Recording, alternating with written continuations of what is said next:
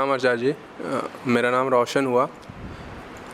मुझे ये जानना था कि जन्म और मृत्यु का जो प्रक्रिया है ये क्यों हो रहा है।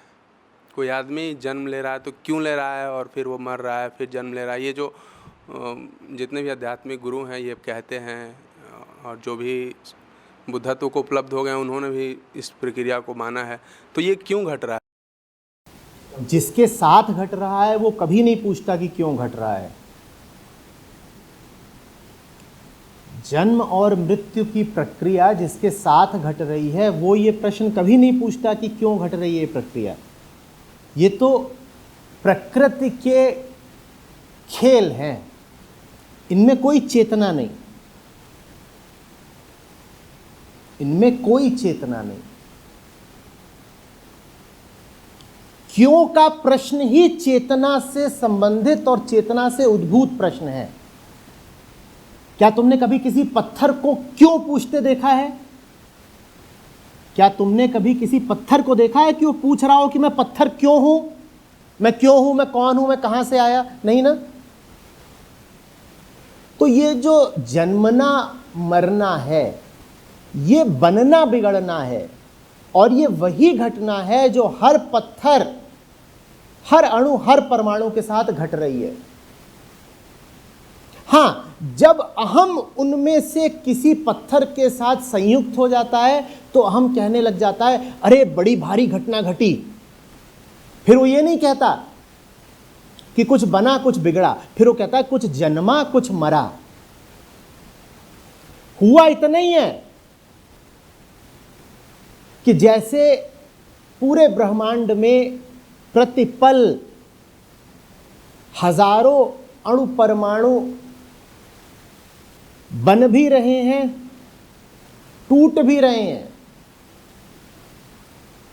रचित और खंडित दोनों हो रहे हैं, उसी तरीके से न जाने कितने शरीर हैं जो जन्म भी ले रहे हैं और मिट भी रहे हैं। घटना पूरी तरीके से भौतिक है, घटना पूरे तरीके से प्राकृतिक है,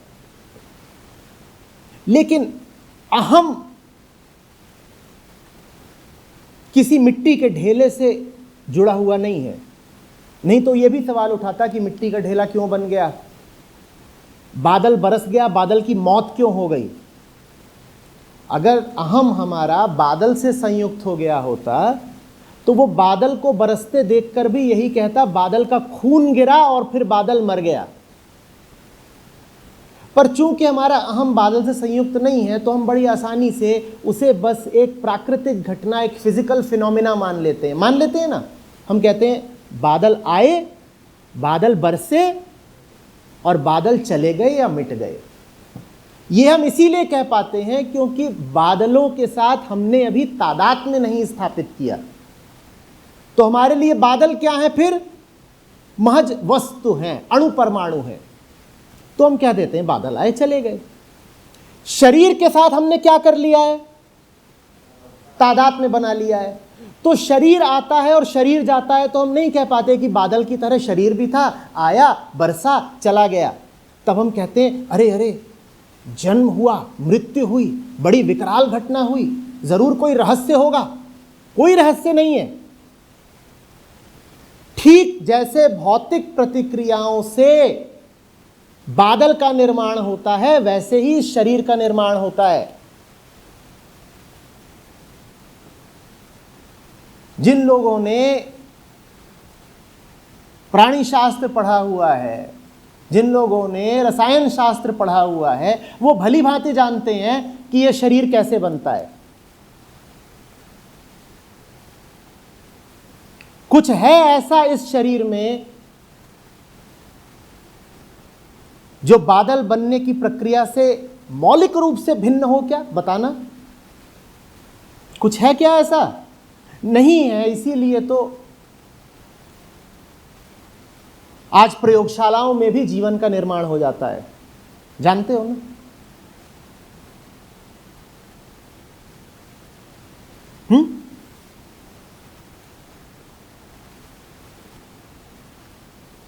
अलग होकर के देखोगे तो सारा खेल प्रकृति का ही दिखाई देगा। प्रकृति में ही सारा आवागमन है।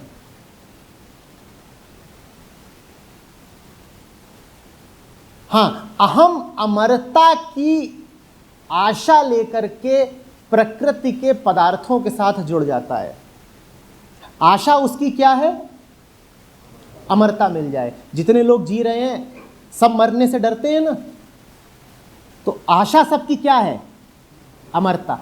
अहम अमरता की आशा लेकर किससे जुड़ जाता है? बादल से। ऐसा करता नहीं, पर समझ लो कि प्रकृति में ही जो तमाम आने जाने वाली वस्तुएं और पदार्थ और घटनाएं हैं, अहम अमरता की आशा लेकर उनसे जुड़ जाता है, और फिर वहां उसका मंतव्य पूरा होता नहीं, क्योंकि प्रकृति में जो कुछ है वो काल के अधीन है। वो आया है तो वो संसार में कुछ भी ऐसा है जो बस है और कभी मिटेगा नहीं। अगर कुछ है तो मिटेगा, क्योंकि अगर कुछ है तो कभी आया होगा।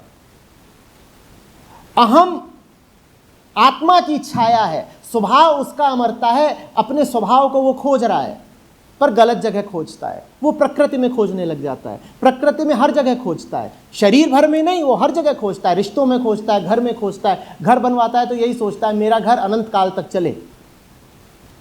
किसी से रिश्ता बनाता है तो उम्मीद मन में यही रहती है कि ये रिश्ता अनंत काल तक चले, कम से कम 7 जन्म तो चले ही चले। ये जो चीजों को लंबा खींचने की उम्मीद है, समझो तो सही कि ये उम्मीद आ कहां से रही है? ये उम्मीद आ रही है आत्मा की स्मृति से। अहम को वहां जाना है, अमरता वहीं पर है, लेकिन उसकी जगह वो जुड़ जाता है कभी पानी के साथ, कभी कपड़े के साथ, कभी बादल के साथ और कभी शरीर के साथ। और जिसी के साथ जुड़ता है उसके साथ वो उम्मीद बांधता है नित्यता की, अमरता की। यकीन मानो, बादल के साथ मोह बना लो तो जब बादल बरसेगा तुम भी उतनी ही जोर से बरसोगे, कहोगे मेरा प्यारा बादल आज मर गया।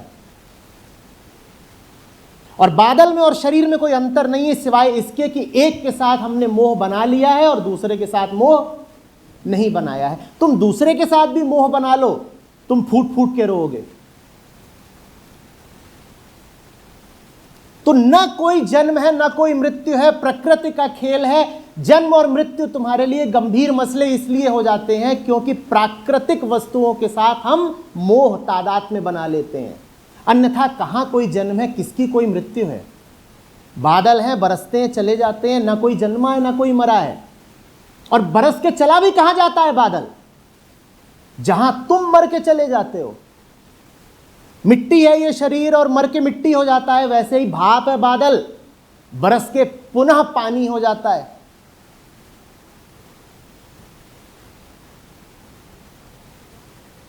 कौन जन्म ले रहा है, कौन मर रहा है? कैसे ये इतना गंभीर मसला हो गया?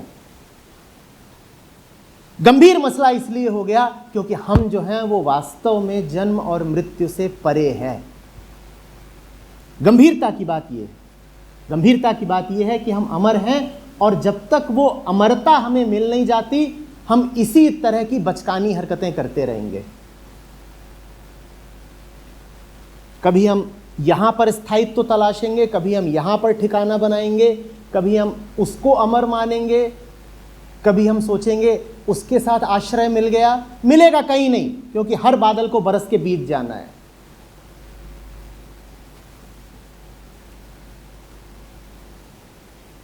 तो बेटा, इससे पहले कि तुम बार बार पूछो ये जन्म मृत्यु क्या है, ये तो पूछ लो कि जन्म मृत्यु है भी कि नहीं है।